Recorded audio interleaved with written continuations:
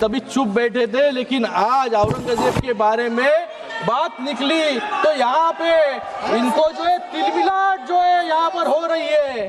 सुनने की आदत डालो।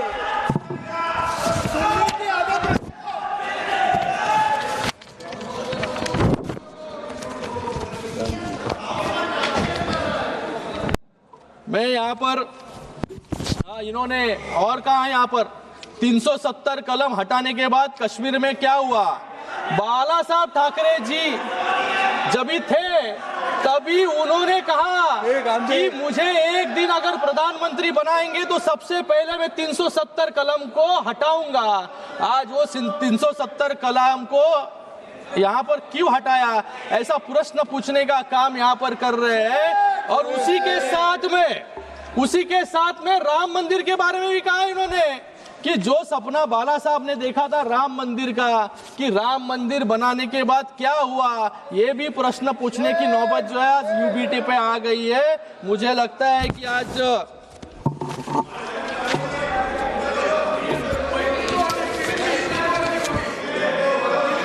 यहाँ पर ये बिल जो है, ये बिल का नाम बदलकर unified Waqf management empowerment efficiency and development यानी उम्मीद रखा गया है।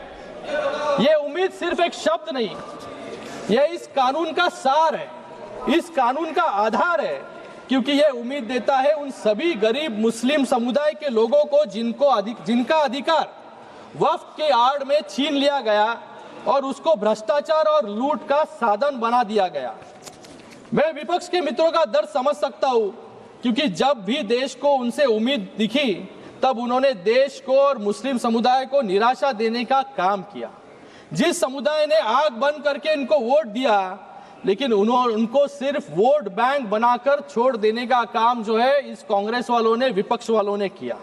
ये यहाँ पर हमेशा सब भी एक लोकसभा के वक्त भी लोगों में भ्रम फैलाने का काम इन्होंने किया, संविधान खतरे में है, संविधान खतरे में है।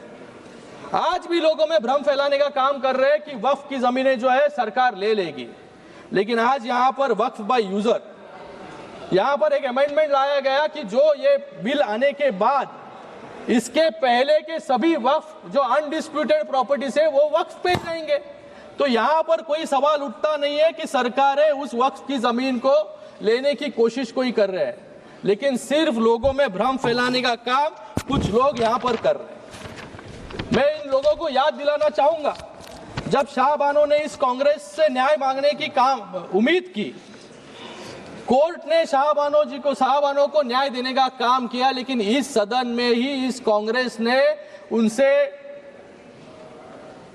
न्याय जो शाहबानो जी मांग रहे थे वो छीनने का काम इन्होंने ही किया। जब जम्मू कश्मीर की जनता ने आर्टिकल 370 हटाने की मांग की, तभी सिर्फ मुखदर्शक बनते ये कांग्रेस वाले रह गए, आतंकवाद को बढ़ते हुए देखते। जब 2006 में मुस्लिम समुदाय के उत्थान के लिए जब सच्चर कमेटी रिपोर्ट लाई गई, 8 साल तक उस कमेटी के रिपोर्ट को इंप्लीमेंट इन्होंने नहीं किया। जब मुस्लिम महिलाओं ने ट्रिपल तलाक से हो रही उत्पीड़न को रोकने के लिए इनसे गुहार लगाई, तब भी ये वोट गिनती में रह गए। और आज नरेंद्र मोदी जी के एनडीए सरकार में 370 भी हटाया, महिलाओं के आंसू पोंछने का भी काम किया, और आज ये बहुत ही ऐतिहासिक पूर्ण बिल लाकर आज मुस्लिम समाज के लोगों को भी, सर अभी तो शुरू किया है मैंने, I am the only speaker, Muslim समाज के लोगों को न्याय देने का काम भी यहाँ पर किया है। ये अपीसमेंट नहीं बल्कि अपलिफ्टमेंट की दिशा में उठाया गया एक बड़ा कदम है। ये वोट के लिए नहीं, वतन के लिए काम होता है। ये विधेयक किसी के साथ धोखा नहीं बल्कि हर वर्ग के साथ न्याय का माध्यम है। ये विधेयक मजहब की दीवार नहीं, विकास का द्वार बनाता है, और शायद इसलिए विपक्ष के साथी इतना जोर लगा रहे हैं कि इसको रोकने के लिए। मुझे इनसे पूछना है कि इन वक्फ की जमीनें जो लाखों एकड़ में है, 36 लाख एकड़ जमीन है, एक भी उदाहरण इनको देने के लिए मैं एक चैलेंज करता हूं कि जहां पर अच्छे स्कूल बने, अस्पताल बने हैं या स्किल सेंटर बने हैं या कॉलेजेस बने हैं, जिससे मुस्लिम बहनों को या स्टूडेंट्स को वहां पर मार्गदर्शन मिला हो या नौकरी मिली हो। ये एक भी उदाहरण नहीं है। गए 5 सालों में वक्फ की जमीनें बढ़ती गई, डबल हो गई, लेकिन इनकम जो है कम होते गया। जैसे किरण रिजिजू ने यहाँ पर कहा कि सिर्फ इतने सालों में 163 करोड़ 163 करोड़ रुपए रेवेन्यू, इतने लाखों एकड़ जमीन से। मतलब भ्रष्टाचार जो है इन जमीनों पर इतने सालों तक चलते आ रहा था, वो भ्रष्टाचार कंट्रोल करने के लिए, ट्रांसपेरेंसी लाने के लिए आज ये बिल आया है, तो इनके पेट में जो है दर्द यहाँ पर हो रहा है। हसताय काय तुमच्यावरती लोक हसणार आता।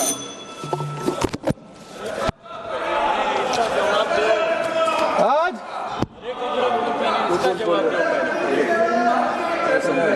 मैं यहाँ पर कुछ उदाहरण देना चाहूंगा।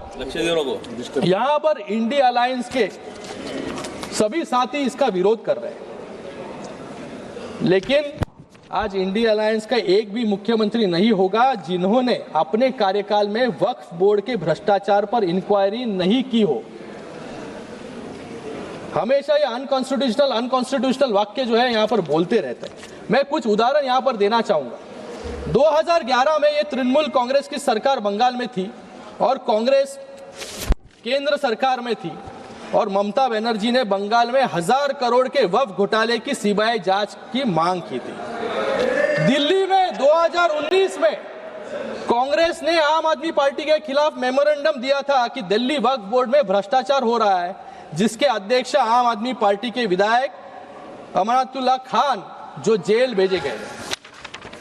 उत्तर प्रदेश में भी समाजवादी पार्टी के शासन के दौरान अखिलेश यादव जी की सरकार में मंत्री रहे आजम खान ने वक्फ का मंत्री होते हुए, सही है ना भाई, सही है, बाहर आपसे तो बात किया मैंने, आपको पता है, वक्फ के मंत्री होते हुए खुल्लम खुल्ला लूट मचाई, सत्ता के संरक्षण में जबरन जमीनों को वक्फ संपत्ति घोषित करके अपनी निजी जागीर बनाने की कोशिश की। आज 50 से ज्यादा मामले उन पर दर्ज है और आज जेल में वो सलाखों के पीछे है। आप समाप्त कीजिए। कांग्रेस ने भी उनका विरोध किया था।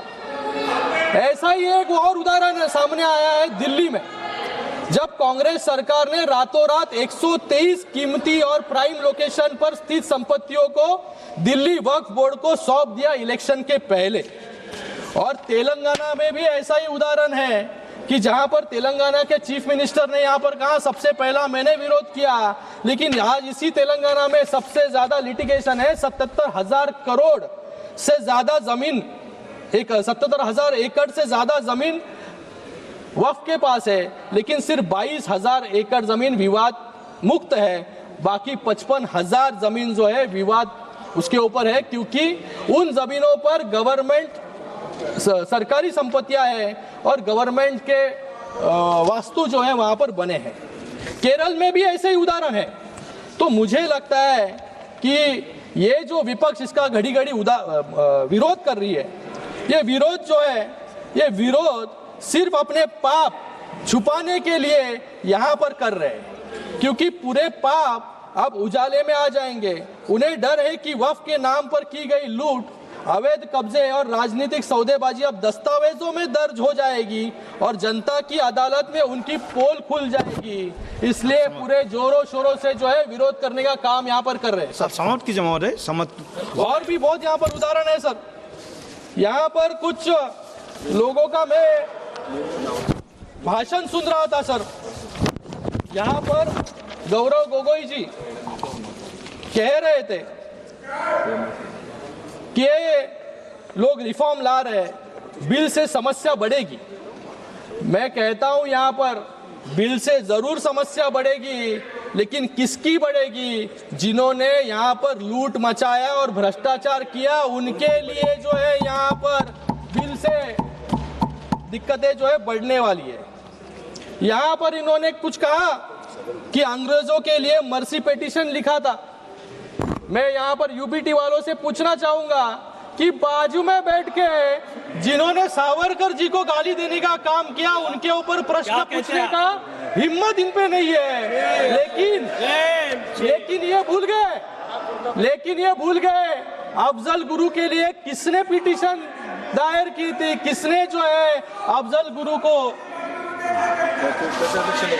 समाप्त कीजिए आप प्लीज, प्लीज कंक्लूड। मैं यहाँ पर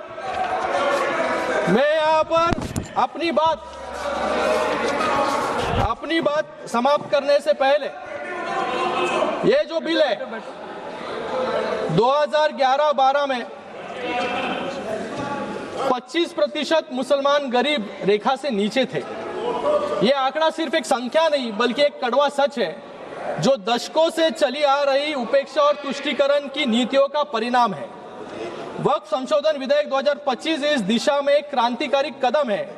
यह बिल न तो किसी समुदाय के खिलाफ है, न ही किसी के धार्मिक भावनाओं को ठेस पहुंचाने के लिए। यह बिल पारदर्शिता लाने का वादा करता है। ये वक्फ संपत्तियों को अवैध कब्जों से मुक्त करने का संकल्प लेके आता है। धन्यवाद माननीय महोदय, और धन्यवाद। सबसे बढ़कर एक लाइन में खत्म सबसे बढ़कर ये उन मुसलमानों को सशक्त बनाने का रास्ता खोलता है जिन्हें सालों तक कमजोर रखा गया। वक्फ की संपत्तियों जो मुस्लिम समुदाय के कल्याण के लिए थी, लंबे समय से भ्रष्टाचार, कुप्रबंध और अतिक्रमण की भेंट चढ़ती रही।